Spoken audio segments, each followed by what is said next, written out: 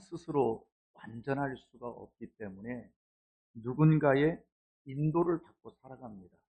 그래서 우리가 태어나는 순간부터 너 힘들게 낳았으니까 네가 알아서 잘 크련 이렇게 말하지 않고 부모가 그를 인도해 주죠. 소년기에 좋은 선생님을 만나서 인도를 받죠. 청소년기에 어떤 영향력 있는 지도자를 만나서 또 인도를 받는다. 어른 되면 끝입니까? 우리가 직장에서 좋은 상사를 만나려고 하는 이유가 뭡니까? 그들로 하여금 인도함을 받기 위한 거죠. 다시 말하면 영적 존재로 살아가는 교인들은 예수 믿고 구원받은 순간 이제 알아서 커라 이게 아니고 하나님의 인도를 받고 사느냐 스스로 살아가느냐는 굉장히 차이가 있습니다. 하나님의 인도를 받고 사느냐 우리가 스스로 살아가느냐. 오늘 우리의 신앙의 모습을 하나님께 보일 때 그 결과는 오늘로서 끝나지 않고 내 평생 따라다니고 그 하나님 앞에 보여진 그 모습은 사자손손 주시는 은혜요 영광이 될 줄 믿습니다. 오늘 이 시간 지금 예배를 드리면서 지금 하나님은 나를 지금 지켜보고 계신다.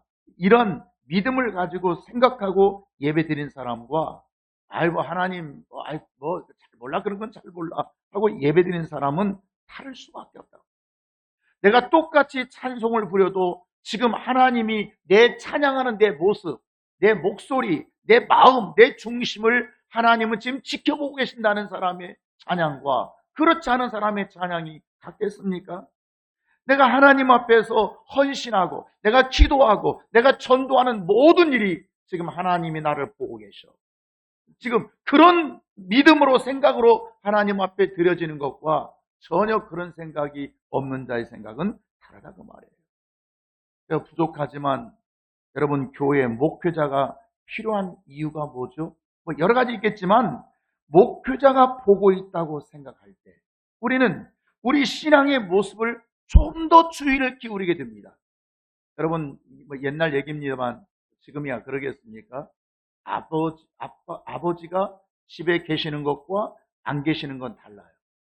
아빠가 집에 안 계시면 그냥 마음대로 합니다. 그냥 난리칩니다. 그냥 벽에 가지고 장난하고 싸우고 때리고 또 울고 또 웃고 동생 쥐어 패고. 그런데 아버지가 계시면 어떻게 하죠?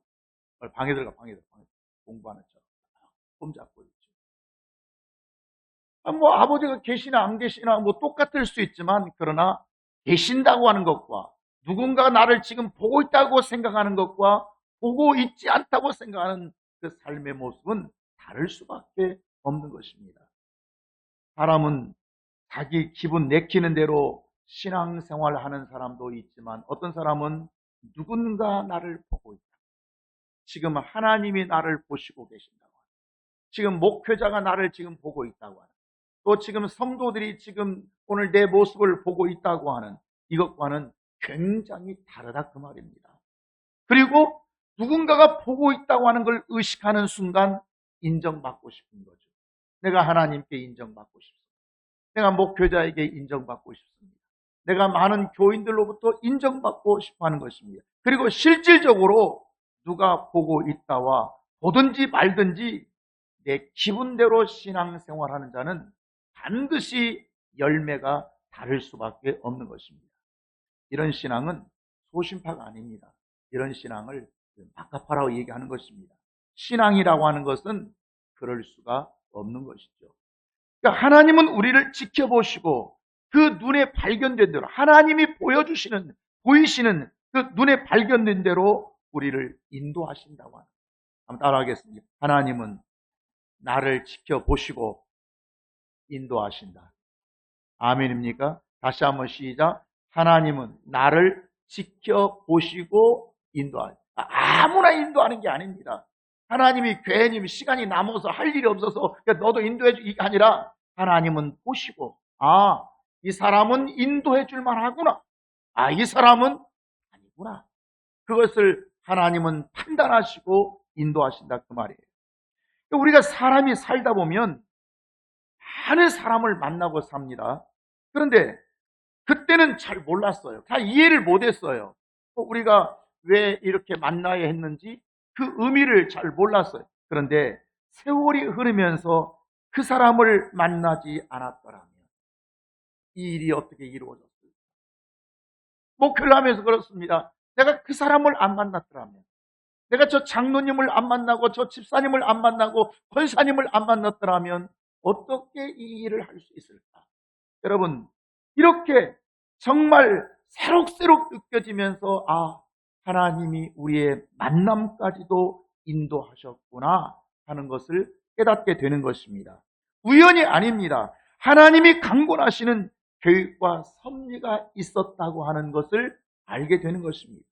우리는 오다 가다 우연히 만나는 것 같고 이래 만나고 저래 만나는 것 같지만 하나님은 우연이 아니라 반드시 뭔가 생각이 있고 하나님의 계획이 있고 뜻이 있어서 만남을 주신다 그 말이에요. 아멘입니까? 한번 따라하시는 우리의 만남은 하나님의 뜻이라고. 아멘입니까? 오늘 유행가 가사를 내가 붙여 얘기한 거지만 하나님의 뜻이 있다고 하는 거예요. 그러니까 하나님께서 우리를 보시고 뭔가를 계획을 세우시는 날부터 하나님은 우리를 인도해 가시기 시작하는 것입니다. 아무 때나 인도하는 것이 아니라 저런 모습이 있었네? 저런 믿음이 있었네? 네 마음에 그런 생각이 있었다고? 그러면 내가 너를 인도해야지 라고 언젠가부터 하나님이 우리를 인도하시로 결심하는 순간이 있다 그 말이에요. 오늘 보면 20절 보시면 지금 오늘 전체적인 내용은 여러분이 쉽게 지금 읽어서 이해할 수 있는 것이 아닙니다. 20절 한번 같이 보실까요? 이 일 후에, 첫 번째, 이 일 후에 어떤 일이 있었죠? 지금 어떤 일이? 어떤 일은 지금 그냥 지금 퀘션 마크예요. 그 다음에 어떤 사람이 썸바리예요. 누구예요 지금 이 사람이? 이 사람 이름도 없어요. 어떤 사람이 계속해 시작. 아브라함에게 알리어 이르기를 밀가가 당신의 형제 나홀에게 자녀를 낳았다 하더라. 이 일 후에, 이 일은 다시 한 번 더 설명하겠습니다만 아브라함이 그 아들 이삭을 제물로 드리고 난 사건 이후에 지금 19절까지가 그 얘기하고 있거든요. 지금 22장 1절부터 19절까지. 그리고 어떤 사람, 이 사람은 이름도 없어요. 누군지도 모르겠어요. 그냥 지나칠 수 있는 사람, 그 사람이 한마디 던진 거예요. 우리가 뭔가 신용 있는 말을 할 때는 저는 누굽니다. 저는 쉼의교인 목사입니다. 뭔가 자기 명함을 내놓고 얘기하는 거 아닙니까? 그런데 아무 이름도 없는, 누군가도 모르는 이 사람이 밑도 끝도 없이 말을 하는데 무슨 말을 하냐면, 아니 밀가가 당신의 형제 나흘에게 자녀를 낳았다 하였더라. 밀가라는 사람이 당신의 형제에게서 애기 낳대요. 요 얘기예요. 이름도 없어, 신문도 안 밝혀. 여러분, 대화라고 하는 것은 연결이 굉장히 중요하죠. 그렇지 않습니까? 연결이 안 됩니다. 그냥 툭 던진 말입니다. 지금 아브라함이 이삭을 바친 사건이 1절부터 19절까지 말씀하고 있고 20절에서 누가 툭 던지고 한마디 하고 갑니다. 그런데 말이 연결이 안 된다 그 말이에요. 여러분, 성경은 우리가 늘 읽고 듣고 배우는 이 성경은 아무 쓸데없이 기록된 말이 아니에요. 의미 없이, 아무 하나님의 생각 없이 기록된 말씀이 아니라 성경 말씀 한 구절 한 구절이 생명의 말씀입니다. 뭔가 하나님께서 우리에게 생명을 주시고 싶어서 의미를 담고 있는, 어떤 뜻을 담고 있고 내용을 담고 있는 것이 성경의 말씀인 것입니다. 이해하시겠습니까? 그러니까 내가 이해가 안 되고 뭐야 이거 어떤 이후에 어떤 사람이 밀가가 애기 낳았다고 툭 던져 갑니다. 여러분, 그때가 언제라고요? 이 일 후에. 이 일이 무슨 일이라고요? 지금 1절부터 19절 내용까지 여러분, 하나님께서 아브라함에게 이 독자 이삭을 좀 바쳐라 모리아산에 요 얘기거든요. 요 사건이 완전히 끝나고 난 그 일 후에 어떤 사람이 한마디 툭 던지고 가는 거예요. 네 형제 중에서 누가 아기 낳았다더라. 여러분, 하나님께서 복을 주실 때 그냥 복을 주시겠습니까? 그 사람을 시험해 보고 복을 주시겠습니까? 상식적인 생각을 좀 동원하시다고요. 그냥 주시지 않죠. 우리가 아이들에게 용돈을 줄 때도 시험해보고, 저거 이 돈 내가 이거 5만 원 주면 저걸 어떻게 쓰나 한번 시험해봅니다.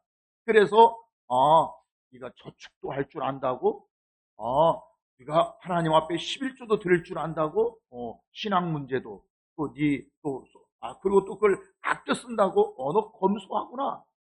그리고 또 부모님께 지난번 엄마가 저에게 용돈 주셨어요. 아빠가 저에게 용돈 주셨어요. 자기가 네가 감사도 할 줄 아는구나. 그러면 이 아이에게는 많이 맡길 수가 있겠어요? 없겠어요? 맡길 수가 있죠. 믿고 맡길 수가 있죠. 그런데 5만 원 받자마자 저녁에 물어봤더니 없어. 이게 또 반말이네 또. 꼭 그런 아이들은 꼭 반말하더라고. 없어. 어디 있어? 다 사먹었지. 이놈아, 그 부모의 마음속에서는 너에게는 이것을 맡길 만하지 못하고 이걸 알게 되는 그 말이에요. 그러니까 시험하실 때, 하나님께서 시험하실 때 네가 그 시험할 때 이렇게 하는가 저렇게 하는가 지켜보시기 위해서 반드시 시험이라고 하는 문제를 주시는 거예요. 그러니까 하나님께서 복을 그냥 주시지 않고 반드시 뭘 주신다고요?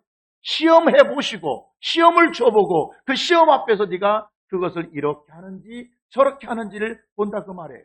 그러니까 창세기 지금 22장 1절부터 19절까지 내용이 아브라함이 지금 100세에 아들을 얻었잖아요. 기적적으로 얻었거든요. 아이를 못 낳는다는 건 두 부가 너무 잘 알고 있는데 그렇게 해서 아이를 어쨌든 얻어가지고 이 아이가 점점 자라서 청소년기가 되었어요. 얼마나 이쁜지. 이 아들을 통해서 하나님이 쓰실 것 생각하고 이 아들이 천하의 만민의 복의 근원이 될 것을 생각하니까 그 아버지 아브라함 마음이 얼마나 흡족하고 이 아이가 자라면 대견하겠어요.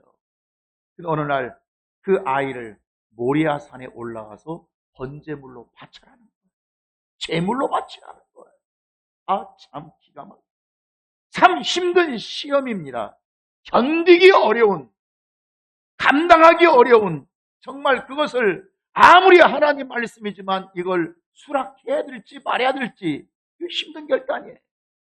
더군다나 아들이 한 두서너 명 되면, 두 명만 돼도, 아니면 뭐 사람 가지고 대를 이어가지고 하면 되겠지만 하나밖에 없는 아들. 하나님께서 우리에게 시험을 주실 때는 절대 쉽게 주시지 않아요. 그러지 않습니까? 시험 문제를 다 아는 것 주면 그 뭐 시험 문제입니까? 모르는 거, 어려운 거, 힘든 거. 그러나 아브라함은 그 하나님 그 말씀 앞에 순종을 해버립니다. 결단해버립니다. 뿐만 아니라 신속하게 집행해버립니다. 망설이지 않고 집행합니다. 이것을 우리는 믿음이라 얘기해요. 믿음. 그 믿음이 뭐예요? 하나님을 믿는 거예요. 하나님은 결코 죽이지 아니하신다. 아멘입니까? 하나님은 결코 생명을 주시고 살리는 분이지 하나님은 죽이지 않는다. 믿는 거예요. 그때 아브라함이 그런 믿음을 가졌을 때 22절에서 이제 뭐라고 하나님께서 말씀하시죠? 다시 시작. 사자가 이르되 그 아이 손을 대지 말라. 그에게 아무 일도 하지 말라. 내가 내 아들 내 독자까지도 내게 아끼지 아니하였으니 내가 이제야 내가 하나님을 경외하는 줄을 아노라. 이 말씀이거든요. 그러니까 독자까지 아끼지 아니하는 아브라함의 행함을 보시고 네가 독자까지 아끼지 않고 하나님 말씀에 순종하고 내어놓는 그 행함을 보시고 그가 하나님 앞에 어떤 자인가를 하나님은 알아버렸다 그 말이에요. 네가 그런 자였구나. 내가 보기에도 지금 어려운데 이거 결단하기 쉽지 않은데 이거 대단한 너에게 시험거리인데 네가 그것을 그렇게 내 말에 순종을 했다고? 하나님은 그런 아브라함의 마음을 알아버린 거예요. 과연 내가 나를 경외하는구나. 나를 믿는구나.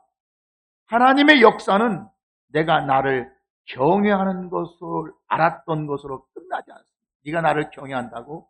그때부터 하나님은 새로운 일을 시작하십니다. 새로운 일. 아멘입니까? 그게 12장 16절부터 18절까지. 그렇다면 내가 너를 위해서 새로운 일을 시작해야지. 주신 말씀이 뭐예요? 영상을 시작. 내가 이같이 행하여 내 아들 내 독자도 아끼지 아니하였은즉 내가 내게 큰 복을 주고 내 씨가 크게 번성하리라. 하늘의 바다에 모래같이 하리. 내 씨가 그 대적의 성문을 차지하리라. 또 내 씨로 말미암아 천하 만민이 복을 받으리니 이는 내가 아멘. 네가 내 말을 준행하였기 때문에 네 씨, 계속 씨가 나옵니다. 씨가 후손 아닙니까? 네 자자손손에 뭔가 천하 만민이 복을 받을 일을 하시겠다. 이미 하나님은 딱 약속을 하신 거예요. 그리고 20절에서 2일 후에 2일 후에 내용을 아시겠죠 이제? 2일 후에 어떤 사람이 아브라함에게 알려 이르기를 밀가가 당신의 형제 나홀에게 자녀를 낳았다 하더이다. 이거예요. 툭 던진 말입니다. 무시해버릴 수 있어요. 그래서 어쩌라고? So what? 그냥 지나쳐버릴 수가 있어요. 잊어버릴 수가 있어요. 여러분 친척 중에 자녀가 하나 나왔다. 여러분 그 대단합니까? 친척이 한두 명입니까? 예, 알았습니다. 예, 그랬다고요? 하고 잊어버릴 수 있어요.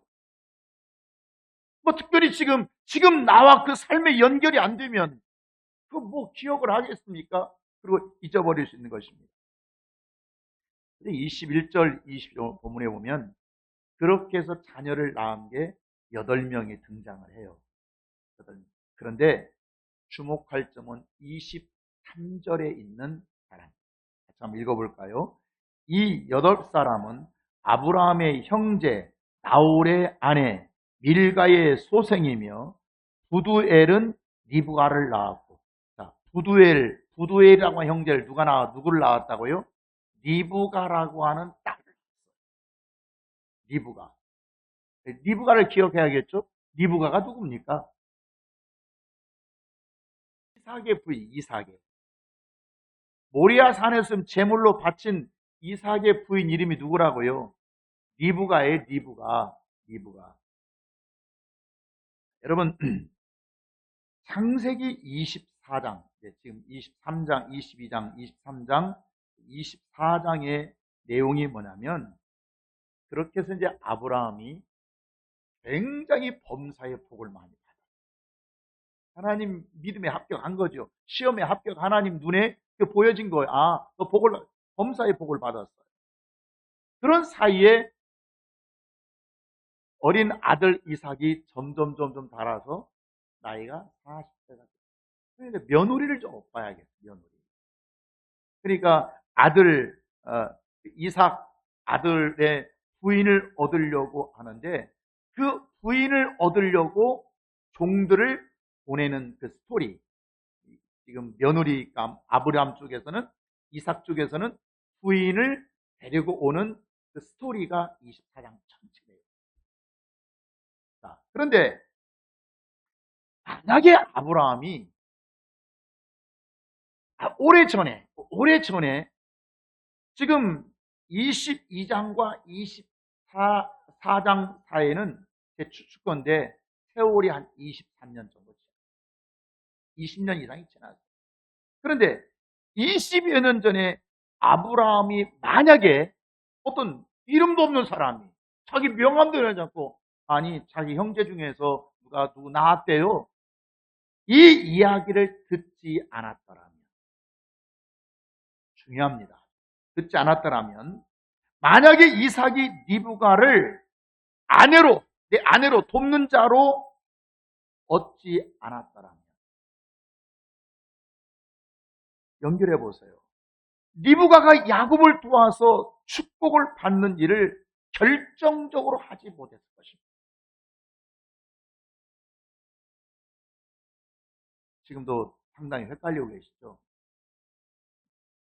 이거 지금 이 정도에서 이해를 하셨다는 건 대단한 거고요. 헷갈려야 맞아요, 지금.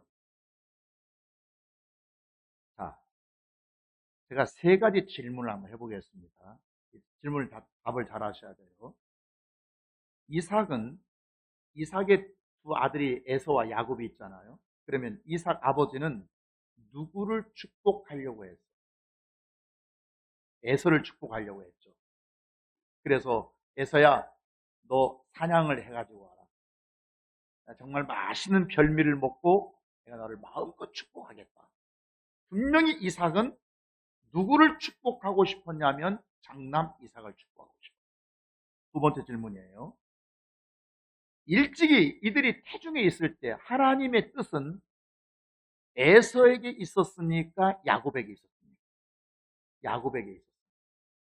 지금 아버지는 누구에게 있어요? 에서에게. 하나님의 뜻은, 하나님의 축복의 뜻은 누구에게 있어요? 야곱에 있었어요. 그런데 누가 하나님의 뜻을 따라 야곱을 축복하는데 결정적인 역할을 했습니다. 누가 했어요? 리브가. 아버지가 한 게 아니에요. 그 어머니 리브가가 그 위장을 하고, 야 걱정하지 말라, 내가 맛있는 별미 만들어 줄게, 뒤에 양 잡으다, 그 모든 각본과 시나리오과 위장을 누가 다 시켜줬어요? 리브가, 엄마가 했어요. 이해하시겠습니까? 엄마가. 만일 리브가라는 여자가 없었다면, 리브가라고 하는 엄마가 없었다면, 다른 엄마를 얻었다면 야곱이 이삭으로부터 축복을 받고 야곱이 12아들을 낳아서 이스라엘 국가를 만드는데 그 결정적인 역할을 누가 했겠어요? 리브가가. 이해하시겠습니까? 리브가가. 아브라함이 깨달은 게 하나 있어요. 뭘 깨달았냐면, 우리 조상 아담인데, 조상 아담이 에덴 동산에서 쓰임 받다가 쫓겨났거든요. 쓰임 받다가. 그런데 에덴 동산에서 쓰임 받을 때는 아담이 부족한 게 있었을까요? 없었을까요?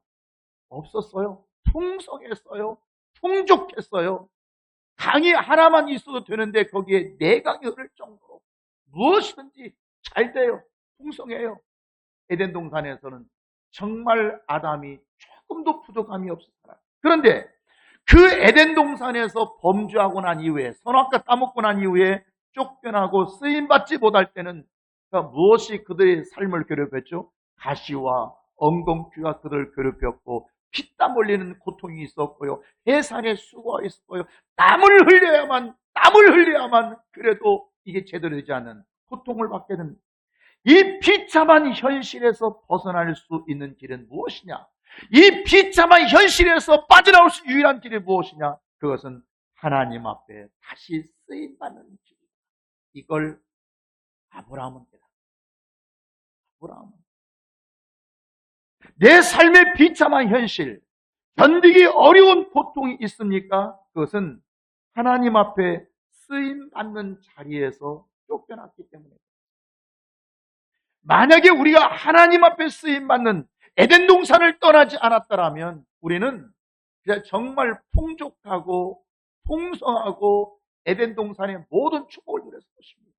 그런데 왜 내 인생의 삶의 어려움을 만납니까? 내 고통을 만납니까? 힘겨움을 만납니까? 그가 어디를 떠났기 때문이에요? 에덴 동산을 떠났기 때문에.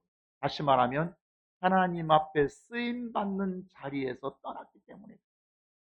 하나님께 쓰임받는 자리. 그러면 이 고통에서 벗어날 수 있는 유일한 길이 뭐겠어요? 그것은 다시 쓰임받는 길밖에 없는 것입니다. 다시 하나님 앞에 쓰임받는 것. 내가 쓰임받기만 하면 주인은 그 종에게 마음껏 다 내줘요. 먹을 것도 내줘요, 옷도 내줘요, 쟁기도 내줘요, 삿도 내주고 괭이도 내주고 그 종이 일할 수 있는 길을 다 열어주신다 그 말이에요. 그러니까 아브라함이 깨닫고 생각하는 뭐냐면, 내가 이 고통으로부터 벗어나는, 내가 삶의 이 고통, 힘겨움으로부터 벗어나는 길은 내가 하나님 앞에 다시 쓰임 받는 길밖에 없다. 아멘. 시작. 하나님 앞에 쓰임 받는 길밖에 없다. 아멘입니까? 이걸 아브라함은 깨달은 것입니다. 그런데 아담의 후손 중에서 아무도 쓰임 받는 자가 없어요. 그런데 유달리 아브라함만큼은 다시 쓰임 받으려고 그렇게 몸부림친 것입니다. 그의 온통 머릿속에, 그의 생각 속에, 그의 지배하는 것이 뭐냐면 오직 쓰임 받는 것 길밖에 없다.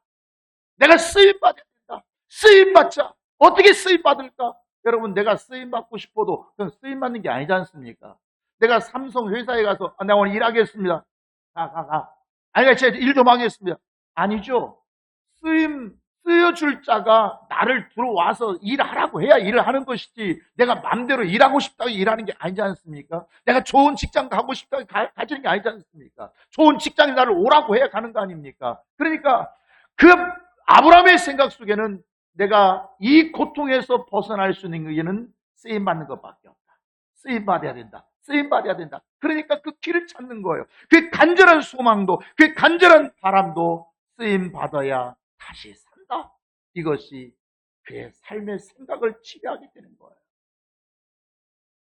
창세기 14장에 보면 아브라함 얘기가 또 나오는데, 아브라함이 멜기세덱 지극히 높은 제사장에게 11조를 드립니다. 11조를 드릴 때 아브라함의 중심과 생각이 뭐냐면 나를 써줘. 나를 써줘서 해. 그냥 11조를 드렸다가 아니라 그 드리는 그 마음의 중심이 뭐냐면 나를 다시 써줘서 이거예요. 지금 창세기 22장에서 1절에 19절이죠. 하나님께서 아브라함의 아들 이삭을 제물로 바치라고 하는 이 사건도 내가 정말 자식을 잃더라도, 내 소중한 것을 잃더라도, 정말 내가 아끼는 것을 잃더라도 하나님께 인정받고 쓰임받아야 된다고 하는 이 간절한 행동이 순종으로 나타난 것입니다. 무슨 그냥 배짱이 있어서 그런 게 아닙니다. 내가 하나님 앞에 쓰임받아야 됩니다. 그런데 하나님이 이걸 원하신다면 어떻게 해야겠어요? 순종해야 되지 않겠어요? 따라야 되지 않겠어요? 쓰임받고 싶은 거예요. 하나님은 그 아브라함이 그토록 쓰임받고 싶어하는 그 간절함을 보신 것입니다. 하나님은 보시고 역사하신다. 그냥 역사하지 않습니다. 네가 정말 쓰임받고 싶어하는구나. 네가 정말 나에게 그렇게 간절함이 있구나. 그 어려운 결단까지 하면서, 그 아까운 자식까지 내어놓으면서 네가 그렇게 나에게 쓰임받고 싶어 한다고? 그러면 하나님은 그것을 보시고 그 간절함을 보시죠. 바로 그 20절에 2일 후에, 2일 후에 어떤 사람이 아브라함에게 알려서 이르기를 밀가가 당신의 형제 나홀에게 자녀를 낳았다 하였더라. 여러분, 이삭을 제물로 바쳤을 때 이삭의 나이가 약 한, 보통 성경에서 17살, 소년, 17살, 청소년기에. 그리고 이삭이 결혼할 때 나이가 약 40살, 40살. 그러니까 몇 년이 지났어요? 23년이 지난, 23년. 그 말을 듣고, 그러니까 이삭의 결혼 시점에서 23년 전에 들었던 어떤 사람, 이름 있어요, 없어요? 누군지 알아요, 몰라요? 그냥 지나쳐버릴 수 있잖아요. 무시해버릴 수 있잖아요. 그 어떤 사람의 말이 생각난 겁니다.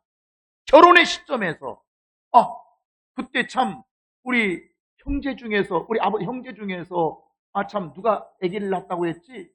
그렇게 해서 그때 들었던 소식을 듣고 그 종들을 리브가에 보내서, 그 집에 보내서 청혼을 하게 된 것입니다. 지명하고 청혼하는 것입니다. 지명하고. 뭘? 23년 전에 들었던 어떤 이야기, 어떤 소식. 이게 우연이 아니다. 하나님은 아브라함이 그토록 살고 싶어하는 마음, 쓰임받아서 회복하고 싶어하는 그 몸부림치는 것을 하나님은 보신 것입니다. 하나님이 아브라함의 그 믿음을 보시는 순간, 하나님께서 그 아브라함의 믿음을 확인하는 순간 네가 그런 믿음이 있다고? 순간 하나님의 역사가 시작되고요. 하나님의 인도하심이 시작되는 것입니다. 그게 이 일 후에입니다. 아브라함, 이삭 사건, 제물로 바친 사건을 통해서 그 일 후에 그러면 하나의 소식을 딱 전해주는 거죠. 여러분, 우리가 살고 싶어서 하나님의 성전을 살핍니다. 교회 구석구석 내가 맡은 일에 청소를 합니다. 성탄절이 다가옵니다. 다가오는 성탄절에 무언가 하나님의 관심을 끌어낼 수 있는 자기의 모습을 보이는 자가 있습니다. 어떤 헌신을 통해서, 헌신 예배를 통해서 정말 하나님께서 나를 나를 기억할 만한, 내게 관심을 가질 만한 뭔가를 보여준 자가 있습니다. 제3차 마닐라 지금 청소년 선교대회를 앞두고 있는데 뭔가 그 일을 통해서 자기를 드러내는 자가 있습니다. 직분을 통해서 자기를 드러내는 자가 있습니다. 뭔가 하나님께 보여졌을 때 하나님은 그것을 보시고 그가 품었던 간절한 마음의 소원을 이루어 주신다는 겁니다. 아멘입니까? 보시고 남들은 다 묻혀 있는데 뭔가 저 사람이 눈에 띄는 거예요. 저 사람이 눈에 보이는 거예요. 여러분, 아브라함이 에덴 동산에서 쫓겨나 만난 그 고통의 현실,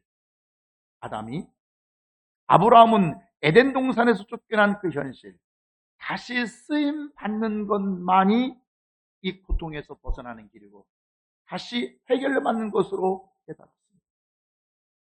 내 조상 아담은 그렇게 고생을 했지만 나라도 내가 다시 하나님 앞에 쓰임 받아서 내가 하나님 앞에 내 믿음의 모습이 보여져서 하나님께서 내 모습을 보신다면 나를 다시 쓰실 수 있다. 이 고통의 환경으로부터 벗어날 수가 있다.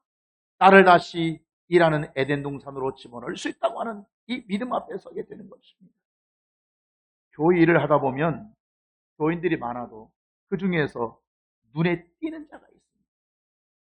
교인들이 다 눈에 띄는 게 아닙니다. 어떤 분이 이 일에 눈에 띄는구나. 하나님께 보여내는 자가 있고 뭔가 하나님께 자기가 보여드리는 자가 있어요. 관심을 이끌어내는 자가 있다 그 말이에요. 하나님은 그때부터 그를 지켜보시는 것입니다. 누군가 보이는 사람들이 있지만 많은 교인들이 있지만 하나님의 눈에 뭔가 띄는 소망 없이 맨날 교회를 다녀도 하나님을 스쳐 지나게만 한다면 여러분 무슨 의미가 있겠습니까?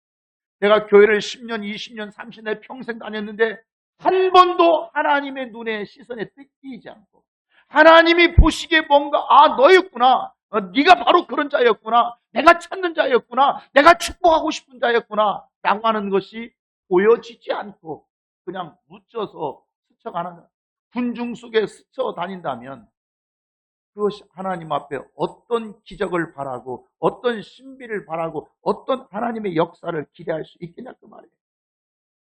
소망을 품기 시작하는 순간부터 하나님은 지켜보신다고 하는 것입니다. 아멘입니까? 하나님은 지켜보십니다.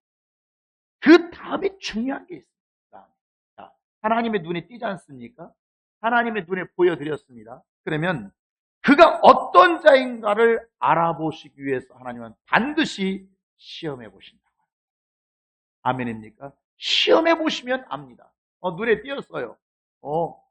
여러분 학교 선생님이 초등학생들이 많이 있는데 보니까 누가 눈에 띄어요. 청소도 하고 또 줄도 잘 맞추고 얘가 숙제도 잘 해오고 그럼 반장을 시킬만 하겠네. 근데 이제 반장 바로 시키는 게 아니고 한번 시켜보죠. 어려운 걸 시켜보죠. 힘든 걸 시켜보죠. 그런데 선생님 그거 제가 왜 해야 돼요? 그러면 끝난 거예요. 아직 반장 시킨다고 걔한테 말 안 했거든. 선생님 마음속에만 지금 생각을 둔 건데. 그런데 예 알겠습니다. 선생님 제가 해오겠습니다. 제가 모범적으로 하겠습니다. 정말 자격 있네. 하나님은 반드시 눈에 띈 자를 축복하시는 게 아니고 눈에 띈 자를 어떻게 하신다고요? 시험해 보심으로써 그가 누구인가.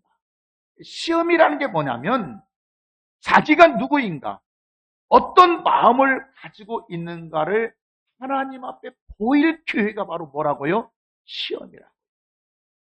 보통 사람들은 뭐 시험은 어렵다, 힘들다, 나 시험 들어서 나 정말 진짜 짜증나. 이게 시험이 아니라 그 시험이야말로 지금 바로 그때 네가 어떤 모습으로 하나님 앞에 보일 것이야. 네 마음이 어떤 마음이야. 네 중심이 어떤 마음이야. 그것을 자기를 보일 기회, 하나님 앞에 나를 보일 기회가 뭐라고요? 시험이라. 그런데 시험의 깊은 의미를 모르게 되니까 시험 들면 시험 들고, 시험 들면 넘어지고, 시험 들면 교회 안 나고, 시험 들면 그래도 뭐 이제 예수 안 믿겠다고 그러고. 아니요. 그 시험이야말로 하나님, 제가 이런 사람이었어요. 하나님 앞에 그걸 보여드릴 기회가 온다. 아멘입니까? 하나님이 아브라함이 그렇게 쓰임받고 싶어 할 때, 아브라함이 그렇게 하나님 쓰임받고 싶어 할 때, 나를 하나님께서 아브라함에게 너를 보일 기회를 주시겠습니까? 안 주시겠습니까? 안 주시겠어요? 네가 정말 쓰임받고 싶어? 그래서 너의 고난으로부터, 너의 고통으로부터 정말 다시 회복하고 싶어? 그러면 내가 너를 시험하지. 여러분, 그래서 시험이 올 때가 중요한 거예요. 그러면 너 이삭 한번 바쳐봐라. 네가 그렇게도 시험을 네가 견딜 수 있는지. 그건 뭐 하시기 위해서? 하나님께서 아브라함을 보시고 싶어요. 진짜 네가 누구인지. 그래서 우리가 시험 받을 때가 중요합니다. 여러분 잘 생각해 보세요. 여러분이 언젠가 어느 순간 시험이 왔을 것입니다. 시험을 받아봤을 것입니다. 시험을 받아본 경험이 있을 것입니다. 그때 내가 겸손한 모습이었는지, 내가 정말 순전한, 그 시험 앞에서도 내가 순전한 모습이었는지, 내가 정말 진실한 모습인지, 내가 살고 싶어하는 모습이었는지, 그래도 내가 하나님을 사랑합니다. 나는 누구 변치 않게 난 끝까지 하나님을 사랑할 것입니다라고 그 모습을 보였는지, 아니면 충성된 모습을 보였는지. 여러분 보세요. 우리는 주로 이런 모습보다 쉽지 않죠. 어렵죠. 진짜 내가 이런 꼴 만나면서 교회를 다녀야 돼. 뭐 내가 이런 꼴 당하면서 내가 주님의 일을 해야 돼. 진짜 교회 나가기 싫어. 교회 나가기 싫어. 여러분 쉽지 않아요. 사람들은 감정적으로 대하게 되고요, 포기하게 되기도 하고요, 어떤 사람은 신경질 부리고요, 하나님의 일을 그르쳐버립니다. 여러분 믿음의 가정에서도 이게 살다 보면 부부가 여러 시험 올 때가 있지 않습니까? 지금 하나님 뭐 하시는 거예요? 지금 보시고 계시는 거예요. 그 시험 앞에서 그래 그만둬, 갈라서 이 기회 끝내, 그렇게 지금 하는지, 아니면 여보 미안하다고, 내가 좀 많이 생각이 좀 짧았지, 미안해. 이런 하나님이 얼마나 여러분, 하나님은 그 가정을 지금 뭐 하시는 거죠? 시험을 통해서 보시는 거예요. 정말 그런 가정이었어? 네 가정이 그런 가정이었다고. 여러분, 왜냐하면 하나님이 지금 시험하는 그 상황을 보시고 계신다는 것을 모르기 때문에 감정으로 대하고, 신경질로 대하고, 불쾌하게 대하고. 그러나 그 말이에요. 내가 그런 사람에게는 믿음이라는 걸 찾아보기가 쉽지 않아요. 믿음 없는데 믿음 있는 행색만 한 것뿐인 거죠. 정리해 보겠습니다. 하나님은 반드시 보시고 역사하신다고 하는 것을 잊지 마십시오. 하나님은 반드시 보시고 인도하신다고 하는 것을 잊지 마십시오. 하나님은 보십니다. 아니 보시는 게 없습니다. 어떤 자는 쓰레기로 와버리십니다. 어떤 자는 귀한 아들로 봐버리십니다. 어떤 자는 저건 뭐 필요 없어, 천한 그릇으로 여겨버리십니다. 어떤 자는 귀한 그릇으로 여겨버립니다. 그냥 하나님 그냥 오늘 아침에 하나님의 컨디션 좋았어, 그래 귀한 그릇 있어, 그게 아닙니다. 반드시 뭐 하시고 보시고, 네 모습을 보시고, 네 언어를 보시고, 네 생각을 보시고 네가 지금 어떤 마음을 품고 있는가 그걸 보시고 하나님은 역사하시고 인도하신다고 합니다. 두 번째, 보실 때는 반드시 뭐 하신다고요? 시험해 보십니다. 반드시 시험해 보십니다. 시험 없이 하나님은 역사하지 않습니다. 아브라함 그래? 그러면 네가 그렇게 쓰임 받고 싶다고? 그러면 이 독자 한번 바쳐. 너 그 아들 드릴 수 있겠어? 예, 드릴 수 있습니다. 반드시요. 네가 어떤 자인가? 넌 뭐 평소에 말할 때 보면 뭐 간증할 때 보면 항상 너 뭐 대단하다면서 대단하면서 네 믿음이 대단했다면서 그게 사실인가를 하나님은 시험해 보신다. 넌 가짜야. 네 말이 엉터리였구나. 네 말이 참 진실이었구나. 참 너의 말이 너의 고백이 하나님 앞에 아름다웠고 향기로웠구나. 그리고 하나님은 그 시험에서 하나님의 눈에 들었을 때 우리를 무한한 길로 인도하십니다. 우리를 엄청나게 아브라함에게 주셨던 그 상상할 수 없는 길로 우리를 인도하신다고 하는 것 잊지 않기를 주의 이름으로 축원합니다. 기도하겠습니다.